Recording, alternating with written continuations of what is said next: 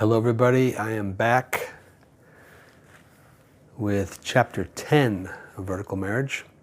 And this is the chapter that we oftentimes will recommend to premarital couples to not read until they're getting closer to their marriage, because we don't want the topic of sexuality to become too prevalent, to be too much on the front burner, lest they stumble, right? We do believe in sexual purity. We do not advocate sexual interaction before marriage. Very clear biblical stance on that. So we recommend that they wait until it's a little bit closer to the wedding. First off, I want to just quote one of my favorite marriage authors, Gary Thomas, from his book, Sacred Marriage. He says, "God doesn't turn his eyes when a married couple goes to bed." And he goes on to add that we, quote, "shouldn't turn our eyes from God," end of quote. So, yeah, it's a holy part of the marriage covenant. And so I think it was a few years ago that Anne and I discovered that there are sometimes hindrances in the bedroom, things that kind of get in the way, just fatigue or mental struggles we're having, stress, or just things, it doesn't always flow smoothly every time a married couple goes to have sexual intimacy. Now, if you're not married yet and you're just dating, you're a premarital couple, it might seem like, gosh, it's going to be a home run every time we have sex. We can't wait. And that's good to have anticipation. It's wonderful. But in reality, there are lots of different things that can enter in the bedroom that are not, doesn't always help the flow of your interaction. So, there's an old saying that, Satan will do everything he can to get a couple into the bedroom before marriage. The lust that drives us, and just, I can't wait, and she's so beautiful, or he's so handsome, or, whatever. And, all the movies and the media influences us, and, it's no big deal if we, relate sexually, et cetera, et cetera. So Satan has that push on a couple to get them into the bedroom before marriage.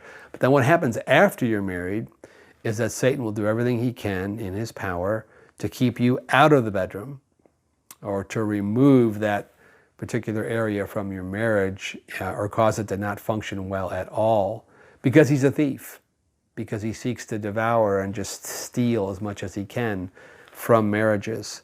And so while the sexual area is the smallest, portion as far as, time goes, it's probably maybe 3 to 5% of a marriage consists of, romance and sexuality. When you consider all the other time you spend together, all the other projects you work on, just doing life, talking together, parenting together, etc. But yet it's very important that our sexuality be healthy. So what are some of the hindrances? I list 3 in the book. And again, these have come up over the years of counseling over the past, 35 years. We've seen that sometimes if the sexuality is not flowing well and it's a source of frustration in the marriage, these are 3 common areas we've come across. The biggest one is abuse. So this would be where, for the husband or for the wife, in their childhood, they were the unfortunate victims of sexual abuse. And this can leave a sense of shame in the heart, sense of defilement, that I'm not worthy. And it causes a person to retreat within themselves and not be as free or as confident in giving of themselves, especially in the sexual area where it's really, really a place of vulnerability. And also, along with a part of abuse is also a sense of powerlessness.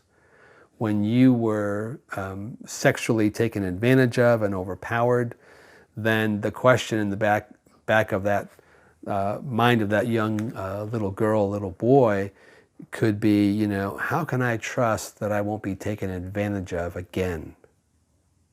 Unless there's a deep healing that takes place to restore that part of the soul, then in the sexual encounter in marriage, even though it's perfectly, legal and right and holy before God, there could be a hindrance deep within that person, a sensitive area that just needs to be healed. And also the sense of being depersonalized. You only want me for sex.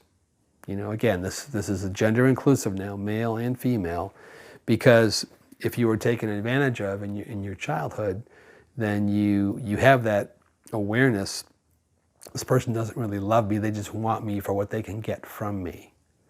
So if these areas are not healed in the heart of that young boy, heart of that young girl, then lo and behold, they grow up, and maybe even in all the excitement and the romance of the engagement, and getting ready for the wedding, etc. Then, once they're married, I've heard so many stories, so many sad stories that, of honeymoon experiences that went south, right?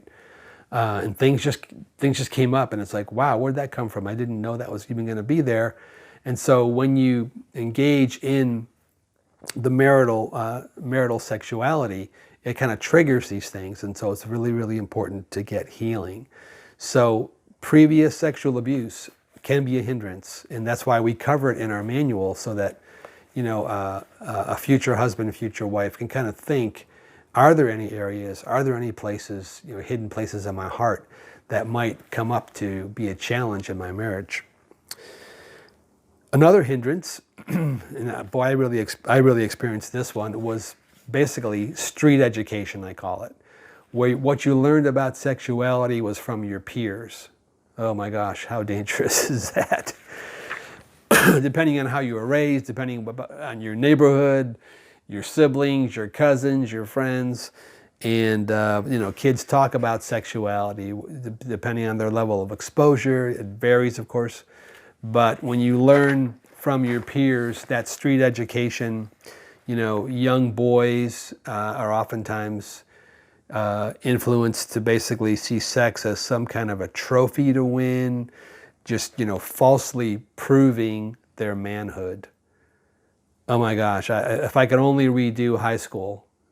And I wasn't a Christian, so I didn't have a biblical paradigm in my life at all. But guys would ask one another, how did that date go? Did you get anything? Really just a sad view of sexuality. And young girls are oftentimes the target of the enemy's enticement to find security and acceptance, from that male figure that is showing an interest in them.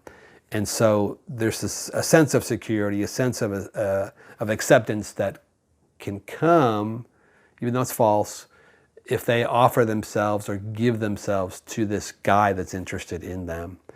And so, again, there's just a street education that just kind of imprints us in a way that, once you get married and you find that this doesn't really fit in anymore. I mean, gosh, it's even today in my life, after 38 years of marriage, I'm still aware of that imprinting that was put upon my life in my teenage years, and before I met Christ at age 21.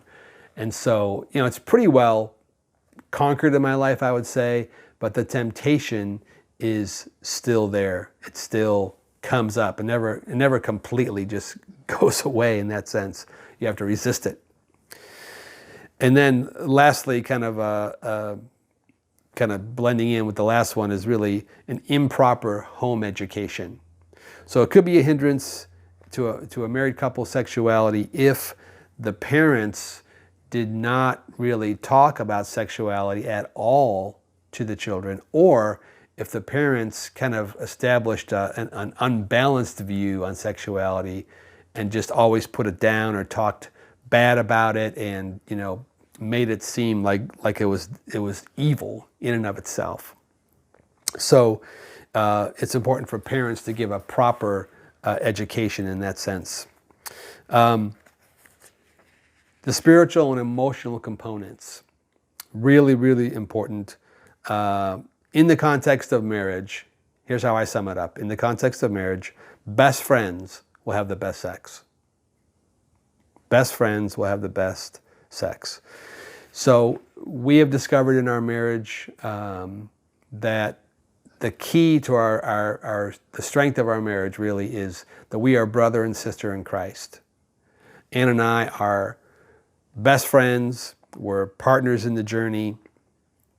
And it's so true that when you focus on being strong in your friendship, you know, keeping a clean slate, forgiving one another, communicating with each other, you know, and really that's what really revival in marriage is all about, that the sexual arena will just be a lot easier. Whereas if you're not connecting spiritually and emotionally, I mentioned earlier, I mentioned also intellectually in the book, just talking about life together, talking about what's happening in your life or in the news, the emotional aspect, how you feel about life, the spiritual aspect, which hopefully is primary in your life, what God's doing in your life, what's happening in your spiritual life. Connecting on all those levels supports and undergirds the sexual arena. Because there will be things you have to work out sexually. There just is. And when you have the other areas being strong in your marriage, it just makes it a lot easier to relate sexually. We also mentioned in the book the danger of addictions, the danger of pornography, which has become all too common in life these days. I mean, I'm recording this 2019. I mean, in some circles, pornography is like no big deal. It's like the common cold. It's like, yeah, it's there, it's a problem, but. And I really caution couples to make sure, and usually 70-75% of porn addictions are with guys. Some figures will vary depending on what you read, but at least 3/4 of issues with porn are with men. But there are also women that are addicted to porn. It has some different nuances to it, perhaps, but you know, addiction has kind of a tolerance effect to it, where it has to become new and exciting all the time, which is very, very dangerous. So that's a whole topic in and of itself. I mentioned a little bit about it in this chapter. But we're going to go into part 2 next, and I'm going to bring my wife in and talk a little bit more about sex being the calling to connect. So we'll see you on part 2.